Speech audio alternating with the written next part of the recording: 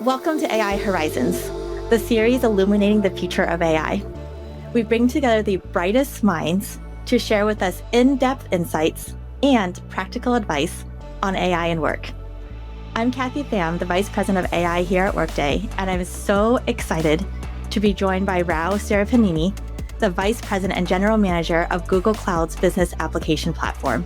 Together, we'll explore the realities of enterprise AI, the full stack process of product development for AI and agents, the new agent protocols, and connective systems for solving the world's largest problems today. Let's get started. Welcome, Rao. Great to be here, Kathy. Thank you so much for joining me.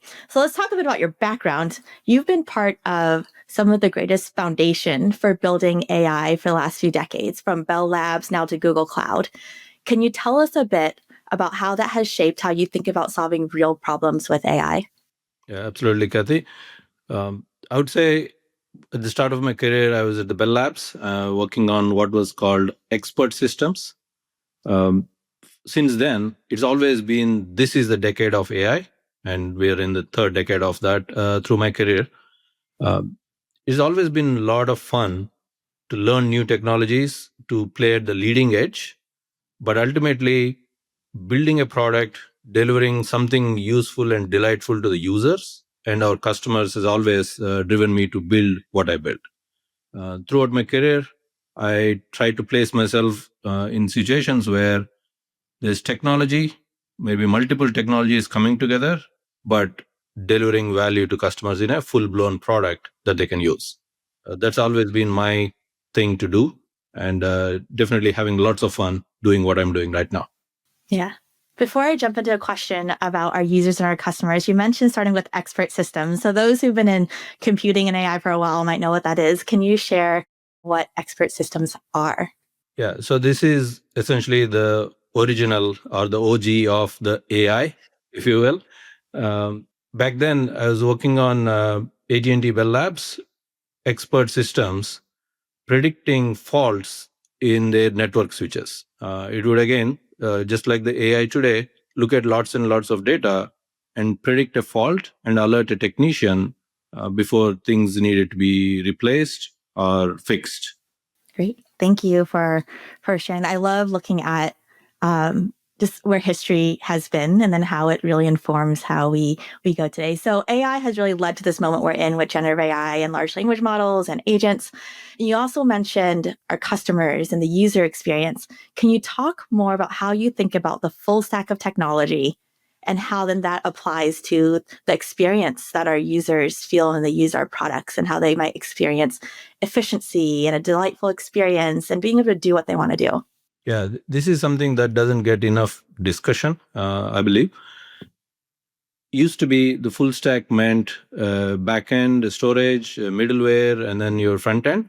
With AI applications, especially with Gen AI, you have to think about data, the quality, and the LLM. So for me, the Scrum teams today comprise of your engineering teams, your UI, UX teams, your product manager, and full measure, your scientists, plus the people who are pretty savvy with the data, and most importantly, how to evaluate your application and the product, whether it's ready, where it works well, where it needs help, all of that end-to-end spectrum. So to me, the full stack really encompasses all of these functions today. If you want to build an amazing product, you have to have that team working in cohesion for the full stack. Yeah, that's such a great point about rethinking our Scrum teams as we know it to live up to this moment for us really be able to deliver AI systems. You talked a bit about data. You talked a little bit about data quality. Can you share how you think about the difference between evaluating AI quality and software quality and the similarities and differences? Yeah, definitely. I mean, most engineers coming from the classical software engineering background, we're used to very deterministic results. It's all about the coverage and performance testing. We go through that. And once you're done, you're generally done. Yes, we'll find some defects as we roll it out and then we fix it. It's pretty deterministic. With AI and data quality, you have to prepare the team for evaluating a little bit more on the statistical models. When one thing works better, maybe something else degrades. Being comfortable with understanding the trade-offs we are making and being able to what I call the launch and learn. There are lots of situations where you won't know until you actually put it out there in the hands of users. So you want the users to tell you few things where it's working great, where it may not be as good, or where it frankly just isn't working. Traditional software testing is all about deterministic results. For the most part, you focus on the coverage, and of course, the performance testing and variety of reliability testing, you're good to go. Whereas the products built with AI, it's a lot more about statistical modeling, understanding the data set first, creating that evaluation data set, and then going from there. What that means is your team needs to focus and commit to building that eval data set right up front. Of course, you'll add on to it as you learn more about the use case and how the product is used. But being comfortable with knowing when to release a product, when is it good enough so that we can do launch and learn, and in production, knowing and understanding where it works great, where there is low confidence or medium confidence, and then where it may be flat out wrong. Having the full telemetry around that is super critical. Now, once you have the telemetry, it's a feedback loop. Understanding the issue, you can solve that issue through either prompt engineering or maybe just a regular engineering to prevent that case ever happening. Or you may choose to do model fine tuning. By the way, do not underestimate UX coming to the rescue in many, many, many situations. Maybe the simple answer is to bring the human in the loop when the model is not quite sure. Right? So you want to bring to bear all of the tools you have at your disposal, whether it's prompt engineering, UX engineering, or software engineering, to deliver that amazing experience to your users. Yeah. I'd love to repeat that. Never underestimate the power of UX or user experience to help us move forward and understand our problems. I want to dive a little bit more into two things. One, you actually have mentioned the idea around creativity and data evaluations. And normally we don't hear creativity and data evaluation together, but now that we're in this less deterministic state, we might have to get a bit creative. Can you share with us what that looks like? Because you have so much experience there. Yeah. So as you're looking at all of these AI-based applications, and as you're building something, remember your team will also need to mature in how they're handling it. When you talk about data, you want to bring one, the use cases and the prompts, let's just say the interactions that the users do from the real world experiences. How would user might interact with my system? What kind of prompts they might use? Let's say they're working with a resources application. What are the questions and answers they're expecting from there? It could be vacation balance, or it could be taking a leave. So planning these interactions out and building out a data set that reflects what the users might do with this application will help a lot. I have one more question on this topic. Let's talk about you've also talked about being responsible with our innovation and risk tolerance. Can you share a bit more about how you think about an organizations, or even your recommendations on how organizations think about risk tolerance when we have internal releases or build products? So the analogy I favor today is agents as an intern in your organization. You want to onboard them with maybe limited data and tools that they have access to. As you get more comfortable with that intern, you understand what they're good at, what they're having trouble with, and where they need help. You start to fill in those gaps. Just like that, for an agent, it may be doing some limited tasks amazingly well. Definitely want to use those. It may require some use cases where it needs human in the loop. So that means you need a manager or somebody to step in for an intern. And then there's some cases where it just may not be doing the right things. So you want to make sure you coach the agent in this case and keep improving that. So think of that full spectrum. And as you gain more trust, you let the agent do more things autonomously. Now, to enable that, you have to have amazing telemetry. You have to have evaluation systems that actually assess what's working, what's not, where do we need to insert ourselves as a human in the loop. AI agents as interns is such a helpful analogy. I'm going to be using that everywhere. I feel like we can just stop this now, and organizations already have a framework they can use on how to think about AI agents. Let's move on to think about strategic AI deployment and agentic in the enterprise. And let's start with thinking about products. So one conversation is sometimes around both narrow and wide AI use cases. We obviously need them both, right? And at different times. But you've also talked a lot about the usefulness of narrow use cases. Can you tell us a bit more about that? Yeah. So I generally start with a narrow use case because there's just so much changing all the time, so fast. Right? So I look at not just the technology, but the people you have, the organization you have. It really helps everybody to have a quick win, have a good success, have go through a full feedback loop of delivering something, getting it into the hands of users, and learning from that. And that is really made easy if you focus on narrow use cases. While delivering those narrow use cases, you also want to build out the platform that enables everything. And the part of the platform is the people that you have. So that's why I like going through a narrow use case, get the experience under the belt, everybody in your organization, all the way from the builders to users to the executive team. They also need to feel like the ROI is there. We're actually making progress. So I tend to just start with that, build on that success, and keep going broader and broader.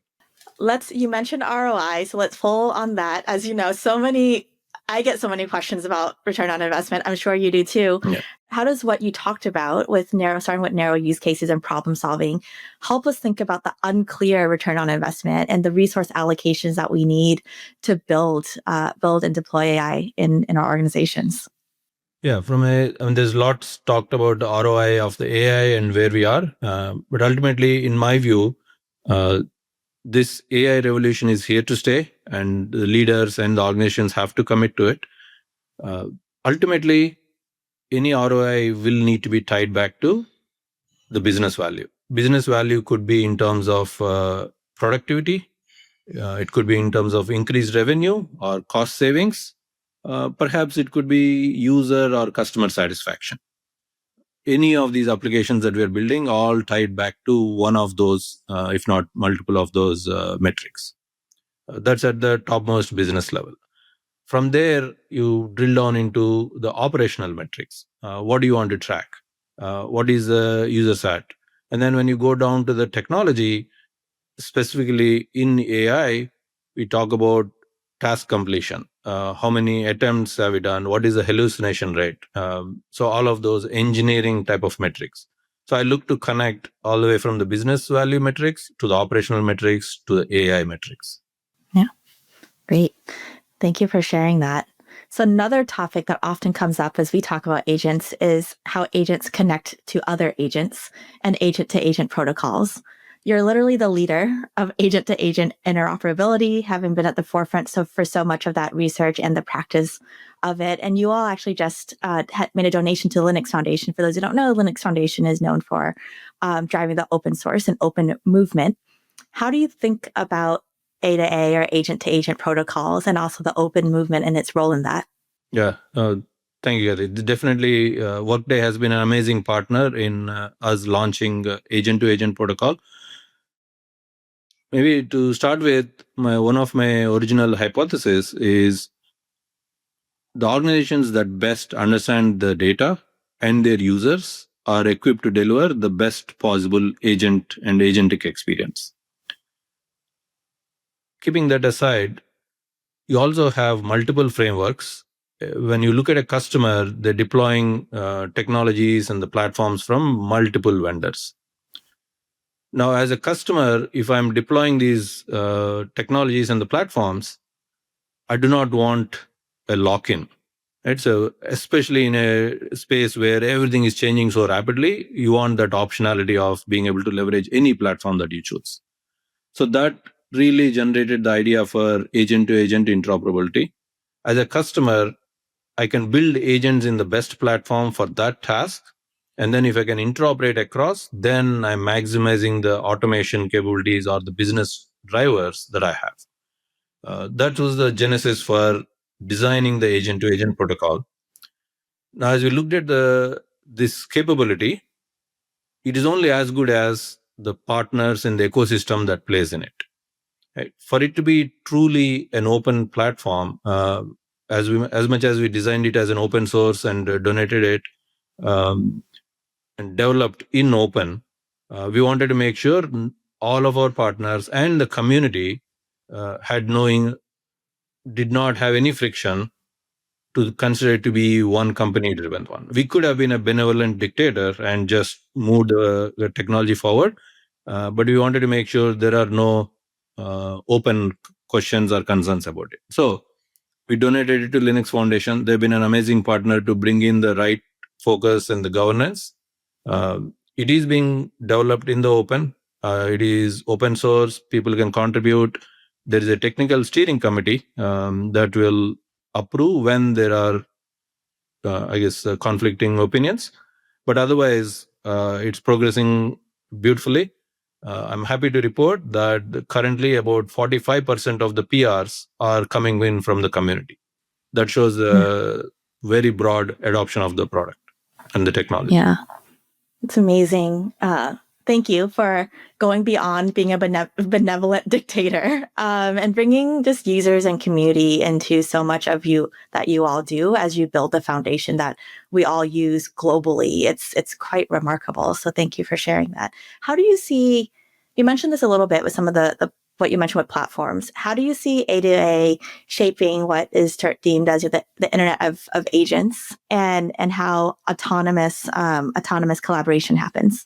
Yeah. So one great news I want to also share is as we are participating in the Linux Foundation, we've seen some of the competing standards and the amazing leaders that are driving these also realize we all need to come together as technologists.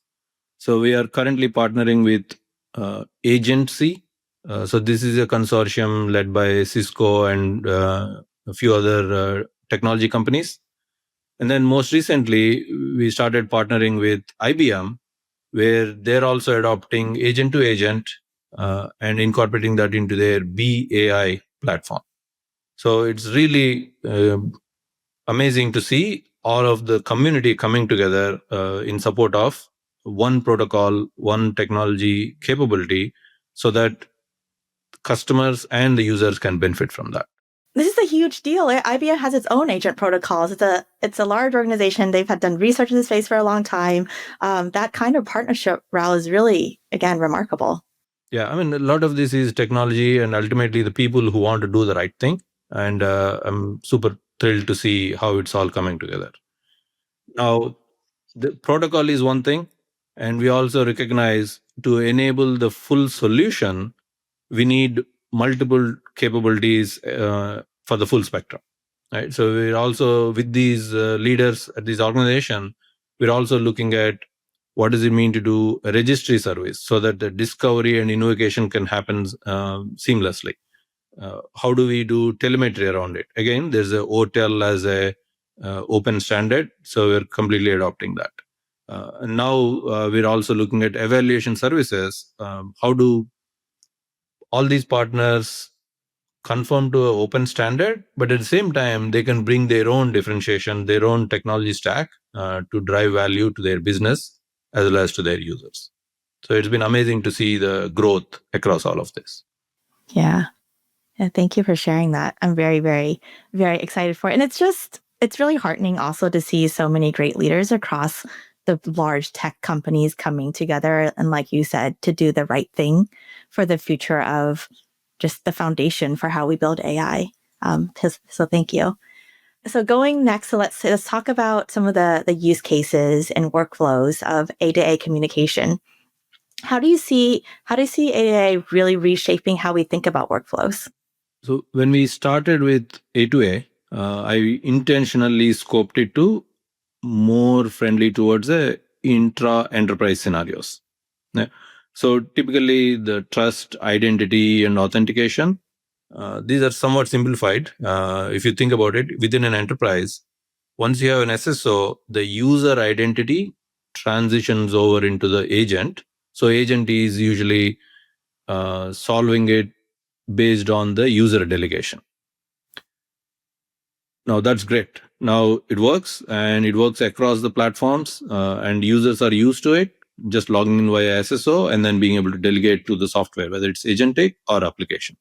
Now, as we go across the enterprise, across multiple enterprises, a B2C scenario, or even purely consumer to consumer, the bar for establishing trust, identity, and ability to interconnect gets higher and higher.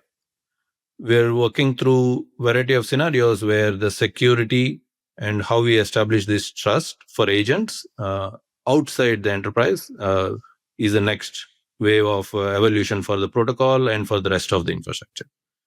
We're expecting to grow from what we started with, from intra-business, intra-enterprise, to B2B, to B2C, and to the consumer environments.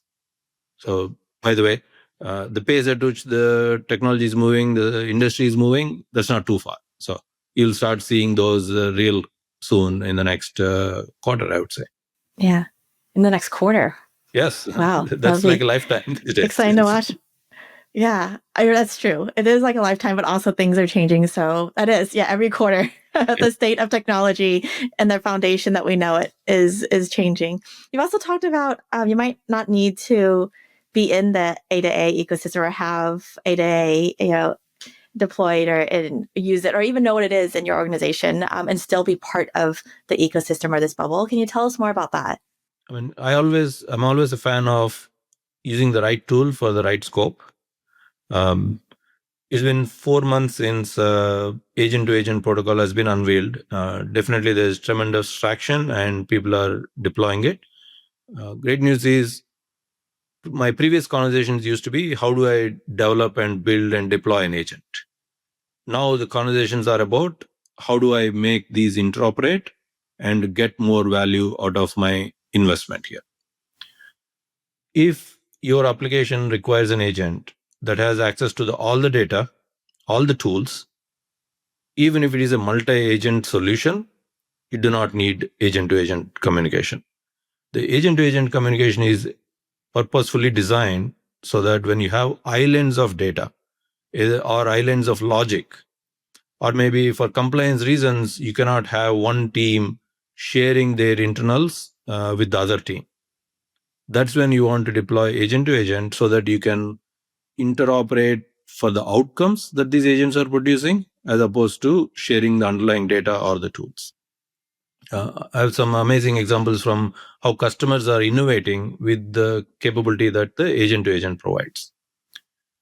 We have one large PC manufacturer looking at connecting their demand forecasting agent to their supply chain agents that have all the information about the inventory, to their shipping delay forecasting agents. So previously, it used to be a swivel chair between each of these agents where the data is exported, loaded into the other agent, and then generating a report.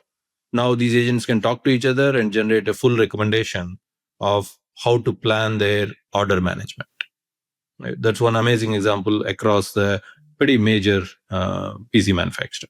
That's incredible. There's also examples of supply chain agents, right, trusting each other, which, as someone who's been in the interoperability space for quite some time, I'm very excited about this moment we're in, because getting systems to trust each other for really high critical spaces like supply chain is hard. Can you tell us a bit more of what you're seeing with that? Yeah. So these scenarios, there's still going to be some human in the loop, depending on the organization's risk tolerance and the use case impact when something is fully autonomous. When we've gone through the autonomous manufacturing, autonomous supply chain in actual most of the production facilities, but these were purpose built and made robust over a long period of time, right? So it's similar. In this case, it is about organization and the leaders getting comfortable with the predictability of the outcome, as long as the agents stay and work within the guardrails. I can talk about a couple of other examples where we are seeing we're seeing agent to agent deployed in a management consulting firm, where each of the practices cannot share their underlying reasons, primarily because of compliance reasons. They also enable their employees to build their own agents. I've seen a very simple but compelling use case where one department produces a very deep research report, and then an employee, out of for his own ease of generating reports, built out given a deep report, just give me a template that generates executive summary report. Using agent to agent, they're able to connect these two just with the outcomes, again without sharing the underlying data or the tools. You're able to enable your employees to connect multiple agents and then produce something that no single developer can do. That's such a great engineering feat, like the idea where you can really maintain the privacy or secure just your own system and be able to still share, but not have to share the parts that you don't want to. You basically share the outcome. It's such a powerful tool that we have moving forward. Yeah, there's also another scenario where we deployed our agent space product at a large bank. Wells Fargo is a customer of Google's agent space product. They're enabling Google pre-built agents in agent space, and they're also building their own internal agents. Now, instead of building them all onto one framework, one technology stack, they're allowing their employees choose different stacks. Now, when they build these agents, you again want to allow these agents to communicate with each other so that you can chain the workflows, or you can orchestrate across multiple agents, whether they are built by different departments or built by different employees. So it's been amazing to see that kind of explosion of those interconnected experiences, where one agent may be built by somebody, another agent built by another employee, and then they all work together seamlessly. Yeah, great. Thank you. Let's dive into the future and think about how we build the future responsibly. So we recently just had research that showed that 75% of employees are okay with seeing agents as a partner or even an intern, if you will, from your analogy, but definitely not as a manager or a boss. So from your role as a leader, a pioneer in the space, how do you think about that balance of autonomy and also human oversight? Yeah, definitely. People are not ready to accept that AI overload yet, right? So, I really look at where can I use AI for any task I'm about to take on, especially with the reasoning capabilities that are growing by the leaps and bounds, and the tool access that we are getting comfortable with. I do see a lot more tasks being made easier or much simpler, because they're now able to do a lot more things faster. So I look at where can I reduce my cognitive load, because there's just so much data to process, or what are the things that I didn't even consider solving for before that are now possible because I have this amazing technology in my fingertips. So I look at the broad spectrum of what can I do faster, what are the new things I can do, and what are the things that I used to do but can now be done in a different way, more efficient way. So I look at all of those approaches to see where can I deploy this technology. That's such helpful framing to help us just take a pause and say this might seem like a big, complicated thing to unravel. But then if you just break it down into what can I do faster? How can I help my cognitive load? Or what can I have never done before that technology can now do? And then just make our decisions with that nuance in mind is a really great framework to think about. All right, let's move into some of the final questions on practical advice and insights based on your extensive background in this space. What are some practical steps and pitfalls as you think about leaders and organizations bringing AI and now AI agents and protocols into their organizations? I would say like anything, always start with the business strategy. Where are we going? Um, and then looking at applying AI, whether we are simply using AI or building with AI or building AI, right? So you want to also look at your organization. What are your skills? Definitely upskilling and reskilling the organization helps and accelerates what we do in this new age of AI. And then allowing the team to experiment. There's a lot to be learned just by doing. Uh, I've tried to up level my organization in multiple ways. Some of the things I did were try to teach everyone in the organization with some classes, seminars, and talks. That worked to up level a little bit, but it doesn't necessarily stick. Then having people use it and give us feedback, whether just like writing documentation or to writing code, we're able to push that further. And then I realized while the rising AI knowledge lifts all boats, if you want to ship a product, you really want to focus with a narrower, skilled team. And then we built on top of that. So ultimately, building with AI taught a lot for the organization. And lastly, I would say always be ready to question your assumptions and keep validating.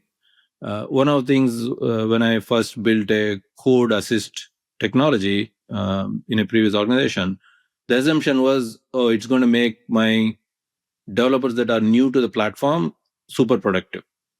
Maybe the experienced folks will not get as productive.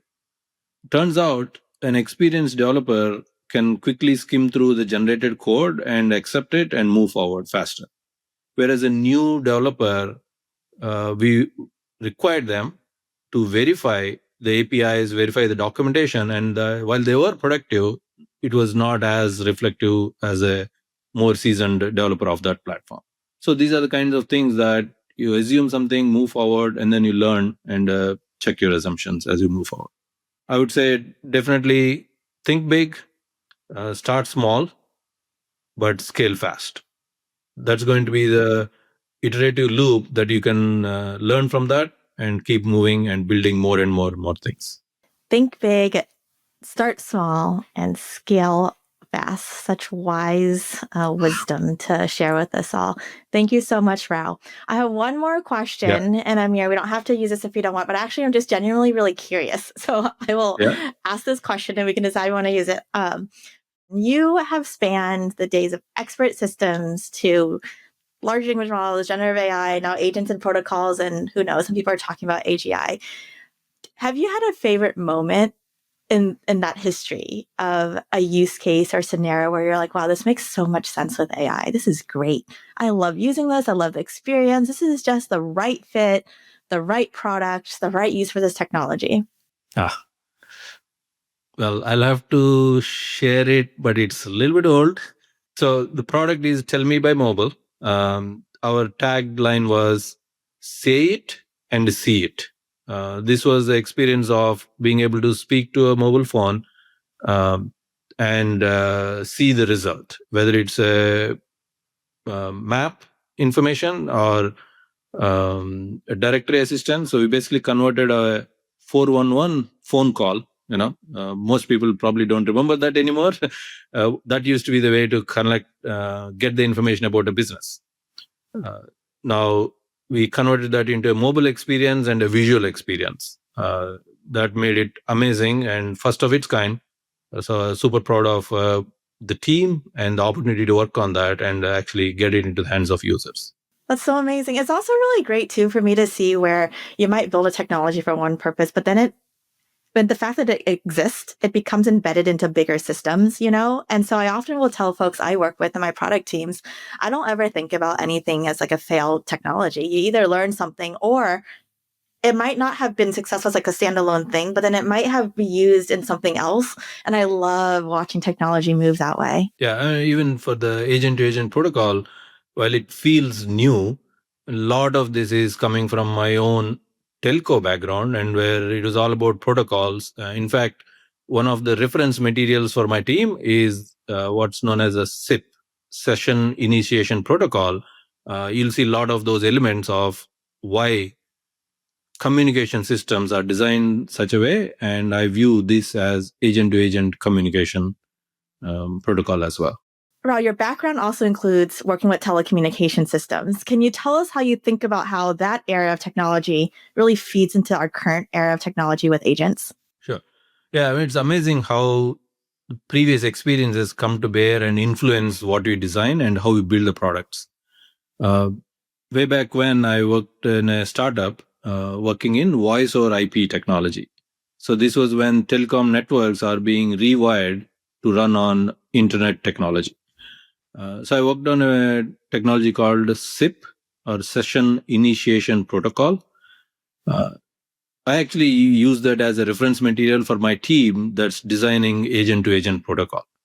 You'll see a lot of elements of how intelligent systems communicate with each other and deliver autonomous capabilities. One element of that protocol that we incorporated is if you take your phone today, right, you can communicate via text or voice or video. Right? This ability to communicate based on the capabilities and preferences is what we incorporated into agent to agent as well. So that's why in agent to agent, you can communicate via chat. One of the agents can request to escalate to a more web components or a video or audio. So ultimately, it comes down to the capabilities of the receiver, preferences of the caller, and then matching between the both endpoints. So I love how some of these learnings from Esther years come to play when we're designing something new. Because ultimately, when you design it from first principles, the challenges are still the same. How do you communicate, and how do you establish just the right means of communication across these new technologies as well? Great. Thank you. Thank you just so much for sharing your depth of experience rooted in both how you're building the future, but also historical context of how you've built the future years ago, and helping us really unpack this moment we're in with AI in enterprise in particular, and agent and agentic protocols as we move forward. Thank you so much for joining us today, Rao. Thank you, Kathy. It's been a pleasure having this conversation. Definitely looking forward to seeing the overall production here. Thank you. To everyone joining us today, make sure you're subscribed to the AI Horizons podcast wherever you get your podcasts.